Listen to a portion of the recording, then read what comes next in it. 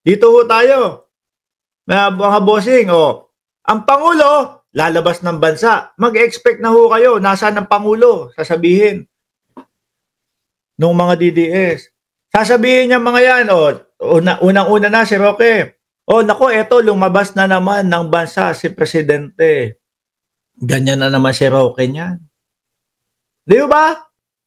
Nako, puro laboy na naman ang Presidente. Ganyan na naman.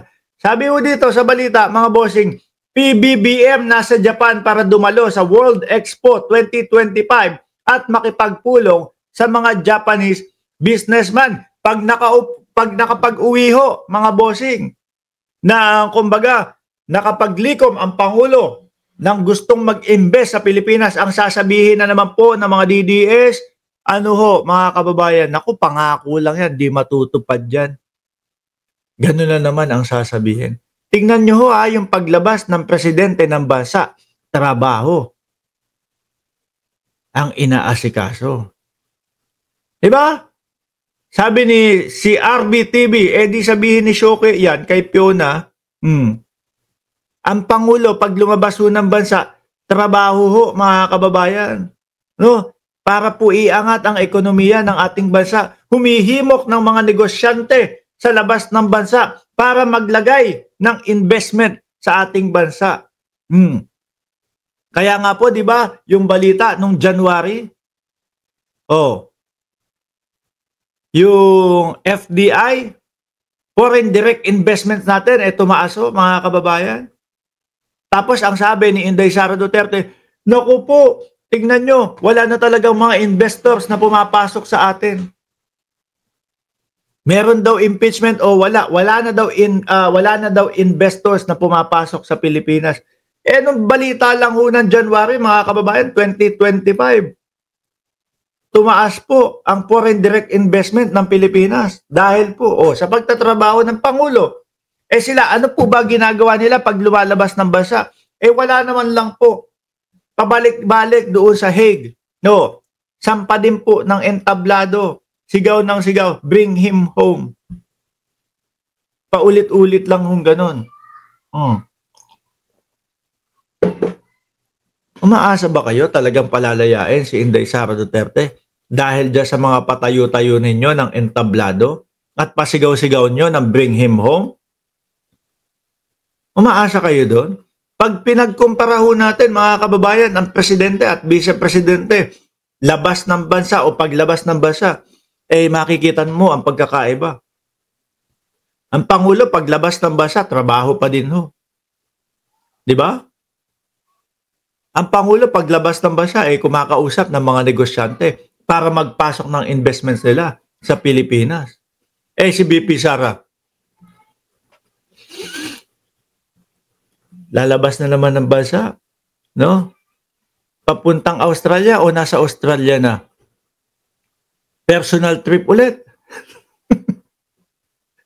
Ito na naman. Sabi ni Isko Flores, nasa galaan na naman. Si Inday, nasa Australia. Personal trip na naman daw. Personal trip. BP Sara flies to Australia for pre-Duterte now rally. Nakalimutan na yata ang Pilipinas. Wala lang talagang pake. Ang talagang ang focus lang pre-Duterte. Ginagamit na yata yung pagkakapiit ng dating Pangulo. Hanggat nasa loob si Duterte, umpisahan ko maglibot, no? Umpisahan ko mangumbinsi ng tao para iboto ako sa 2028. Sa kanila mismo nang galing yan. Di ba? Sa kanila mismo nang galing yan.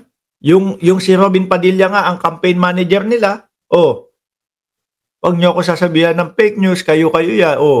Di ba? Hanggat nakakulong yung tatay ko, gamitin ko siya. No? Pre-Duterte. Paano mapapauwi si Duterte? Nako, pag ako naging presidente, kaya kong bawiin yan sa ICC. Kaya lang, hindi na tayo parte ng ICC. Sasabihin lang sa inyo, kung sakali, napala rin ho, maging presidente si Inday Sara Duterte. Mga kababayan. Sasabihin ng ICC sa kanya, hindi pwede kasi hindi naman kayo parte ng ICC. Tinanggal ng tatay mo yung pagiging parte ng ICC kasi siya yung iniimbestigahan namin, natakot.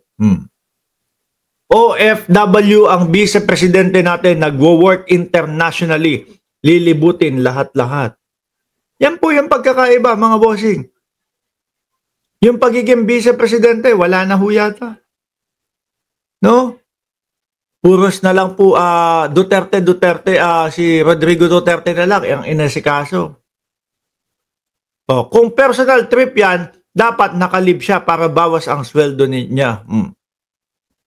Vice President Sara Duterte is on the move again, this time flying to Australia for a personal trip. Biruin nyo na lang ho, mga kababayan. Kung baliktad ang senaryo dati, noong 2022. Kung si Sara ang tumakbo ng pagka-presidente at si PBBM ang tumakbo sa Vice President, di lagi hong wala ang Vice-Presidente. Ano po? Hindi, sabi naman ng mga DDS, hindi naman mangyayari yun. Hindi naman mangyayari yun kasi gagawin ang lahat ni Sara para wag makapasok ang ICC. Di ba? Yun ang gagawin, no, mga kababayan. Pero, hindi ba kayo nahihiya sa mamamayang Pilipino? Panay ang batikos ninyo sa presidente. Puro kayo sabi ng sabi, ang Pangulo gala ng gala. Party ng party. Sabi din niya ni Roque, party ng party si Bongbong Marcos. Pero ito, no, naiintindihan namin, nasa loob si dating Pangulo. Nakakulong si dating Pangulo. Pero wag nyo naman pong kalimutan na vice-presidente pa din ho kayo. Di po ba? Ito ang talagang gala. Gala mode. Buong taon ho yata, mga bossing. Tapos ibinibintang nila kay Pangulong Bongbong Marcos. Ay, mali. Sabi ko sa inyo, pag ganyan ang baon ninyo hanggang 2028, yung manira tapos wala namang ebidensya, malabo po na ipanalo yan. Unti-unti po, biruin mo, 3 years pa ho yun. 3 taon pa ho yun. No? Sa bawat kasinungalingan, sa bawat mga pagbanat ninyo ng walang solido at konkretong backup na ebidensya, ay siya din pong pagbawas ng inyong mga supporter. Sila ang nagpapahirap sa Pilipinas, tapos sasabihin nila, nagugutom ang Pilipinas kay Marcos. Wala naman pong ginawa, puro ano lang ho, mga bossing, puro pahatak pababa. Pinipilit nilang agawin ang posisyon ng pagka-presidente, hindi sila sanay, nang hindi sila yung nasa ibabaw. At isa ho, sa tingin ko dito, mga kababayan, kung bakit nagkakandara pa sila na makabalik doon, dahil nga po madaming nabubuko at madaming nakikita at hindi nila kayang ipaliwanag. Kaya po ganun. Naku, kailangan mapabagsak natin si Bongbong Marcos. Step 1, adik si Bongbong Marcos. Anong nangyari? Wala. Naglabas nung pulveron video. Yun na yun. Sabi ng taong bayan, yun na yun. Ang hirap naman paniwalaan yan. Kayo-kayo lang nag-uutuan dyan. Kaya 1 linggo lang pinag-usapan yun . Miski ho sila, mga kababayan, hindi na ho nila pinag-usapan yun. Bakit? Nahihiya po Nahihiyang idepensa yung pulveron video na pinaggagawa ho nila. Alam nila na walang katotohanan. Alam nila na wala. No? Hindi kinagat ng tao. Sablay ito. Sablay yung ginawa ni Roque. 1 week tapos na. Hindi na ho pinag-usapan. At marami pang lilitaw na kabulastugan nila. Sabi, yung sa China, ayan, naglilitawan po. Mismong si Roque ang nagsasabi. Opo, merong kumbaga, merong ginamit na word ni Roque, gentleman's agreement. Pero para sa akin, secret agreement. Yung sa China. Lahat po yan lumalabas, mga bossing. Kaya nga po ang vice-presidente natin, hindi po makapagbigay ng komento patungkol po sa West Philippine Sea. Dahil pagka nagbigay ng komento, no, napapabor sa China, yari ang 2028 election. Oh.